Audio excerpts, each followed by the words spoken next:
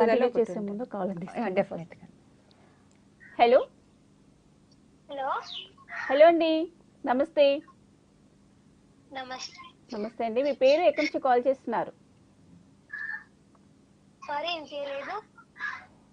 Sorry, I can't hear.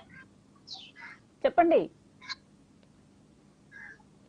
Hello, పన్నులోకి ఉంటే లవంగం పెట్టొచ్చా లేకపోతే జండుబాం పెట్టొచ్చా హోమ్ రెమెడీ అని? ఓహో, పంటి నొప్పికి లవంగం కానీ జెండు బామ్ కానీ పెట్టొచ్చా? డౌట్. ఓకే, మనతో పాటు మేడం ఉన్నారు, మేడం అడిగి కనుక్కుందాం. ఓకేనా? Okay ma'am. ఓకే, మాట్లాడండి, మేడంతో మాట్లాడండి.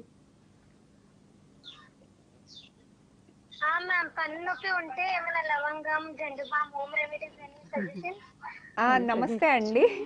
పన్ను నొప్పి ఉంటే మన సొంత మెడికేషన్స్ మోస్ట్లీ చేయకుండా ఉంటే బెటర్ అండి. ఒకటి ఏంటంటే లవంగం కానీ జెండు బామ్ కానీ పెట్టకూడదండి. జెండు బామ్ అసలు పెట్టొద్దు. ఎందుకంటే పన్ను నొప్పి వచ్చేది అంటే మోస్ట్లీ పన్ను పుచ్చిపోవడం వల్ల వస్తుంది.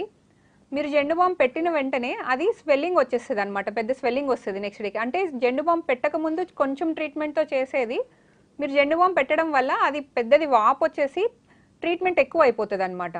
సో పన్ను నొప్పి ఉన్నప్పుడు డాక్టర్కి చూపించుకుంటే బెటరు. డెంటిస్ట్ దగ్గరికి వచ్చి చూపించుకొని క్యావిటీ ఫిల్లింగా లేకపోతే రూట్ కెనాల్కి వెళ్తుందా, పన్ను తీసేయాల్సి వస్తుందా, దాన్ని బట్టి మీరు ట్రీట్మెంట్ చేయించుకుంటే బెటరు.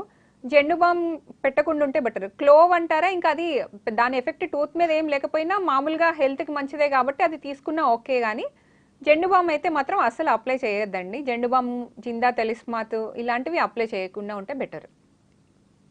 Okay ma'am.